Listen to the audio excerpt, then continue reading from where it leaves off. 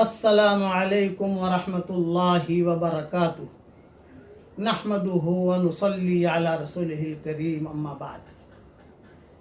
1977 या 1978 का किस्सा है।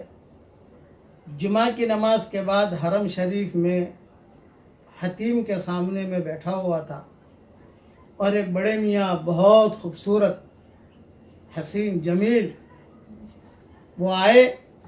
उन्होंने आकर कहा, बेटा आपको एक हदिया देता हूँ। मैंने कहा दीजिए। तो उन्होंने कहा कि हर जुमा की नमाज के बाद 7 मरतबा सूरह इखलास पढ़ लिया कर बेटा, और 7 मरतबा सूरह फलक पढ़ लिया कर, और 7 मरतबा सूरह नास पढ़ लिया कर। तो अगली जुमा तक अल्लाह ताला हर बुराई से, हर बुरी खबर से, एक्सीडेंट से, मकरूह से, बुरी बीमारियों से अल्लाह ताला तेरी हिफाजत करेगा। वो बड़े मियाँ कहकर चले गए।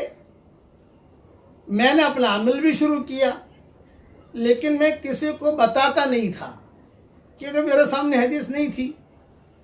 उन्होंने एक बात बताई। उसी वक्त हमारा सफ़र हुआ था, 1.5 साल, 1.25 साल, 1.5 साल का पूरे सफ़र में पढ़ते रहे।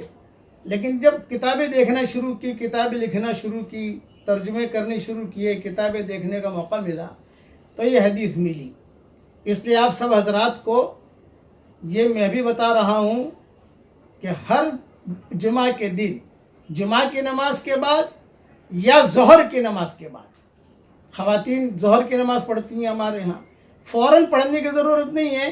जुमा की नमाज के बाद सुन्नतें पढ़ ली, तस्वीरें पढ़ ली, इत्मीनान से फारिग हो गए। आजकल चूँकि ये हालात की वजह से कई जगहों पर जुमा हो भी नहीं रहे हैं, ज़ोहर पढ़ रहे हैं। शर्त है इसमें जुमा का होना शर्त है। 7 मरतबा सूरह इखलास पढ़ने की आदत डालिए, 7 मरतबा सूरह फलक पढ़ने की आदत डालिए, और 7 मरतबा सूरह नास पढ़ने की आदत डालिए। इसका वक्त, बेहतरीन वक्त तो यह है कि अभी सुन्नतों के बाद, नफलों के बाद पढ़ लें, लेकिन बाद मरतबा भूल जाते हैं तो भी कोई हर्ज की बात नहीं। चलो असर तक पूरा कर लो जुमा के दिन, फिर भी भूल गए तो भी कोई हर्ज की बात नहीं है। चलो जुमा के दिन सूरज गुरूब होने से पहले पढ़ लो। तो इसकी आदत डाल दीजिए। तो अल्लाह ताला की ज़ात से उम्मीद है कि इंशाअल्लाह अगले जुमे तक अल्लाह ताला की हिफाजत में रहेंगे। ये हदीस इब्न सुन्नी में है और मेरी किताबों में उसके और हवाले भी मैंने लिख दिए हैं। दूसरी बात, हर फ़र्ज नमाज के बाद आयतुल कुर्सी पढ़ने का एहतमाम कीजिए, तो 24 घंटा हम इंशाअल्लाह अल्लाह की हिफाजत में रहेंगे। तीसरी बात, रोज़ाना कम से कम 100 मरतबा सूरह इखलास पढ़ने की आदत डाल दीजिए। इंशाअल्लाह अल्लाह की ज़ात से उम्मीद है उसके बाद जो दुआएं मांगी जाएगी अल्लाह ताला दुआ कबूल करेगा। और फ़ायदा ही फ़ायदा है। सूरह इखलास पढ़ने का तो फ़ायदा ही फ़ायदा है। 10 मरतबा सूरह इखलास पढ़ लो। हदीस शरीफ में आता है कि एक महल जन्नत में तैयार हो जाता है। 100 मरतबा रोज़ाना हम पढ़ेंगे 24 घंटे में इंशाअल्लाह, तो तकरीबन जो है 10 महल तैयार हो गए। और अल्लाह कादिर है, जो अल्लाह जन्नत में महल देने के लिए कादिर है, वो अल्लाह इंशाअल्लाह बम्बई में भी आपके हमारे लिए उतार देगा, वो भी कादिर है। ये मैं मजाकन हमारे साथियों को कहता हूँ, अल्लाह लॉस एंजलिस में भी उतार देगा, मक्का मदीना में उतार देगा, वो तो कादिर मुतलक है। हदीस में तो आता है जन्नत में मिलेंगे। मेरे वालिद साहब रहमतुल्लाह अलैह कभी कभी ऐसा मजाकन कहते थे, अरे बेटा पढ़ा कर, कभी न कभी अल्लाह ताला यहाँ भी दे देगा। अल्लाह ताला कादिर है। इसलिए ये 3 बातें मुझे मुख्तसर अर्ज़ करनी थी, इसका अहतमाम कीजिए। अल्लाह ताला मुझे भी अमल करने के तौफीक अता फरमाए, आपको भी अमल करने के तौफीक अता फरमाए।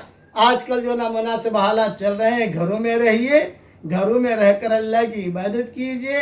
अल्लाह ताला मस्जिद में भी है और अल्लाह घर में भी है। मेरे वालिद साहब रहमतुल्लाह अलैह फरमाते थे कि अल्लाह ताला कादिर है, थोड़ा काम करो नतीजा अल्लाह ज़्यादा निकाले, बहुत ज़्यादा काम करो नतीजा न निकाले।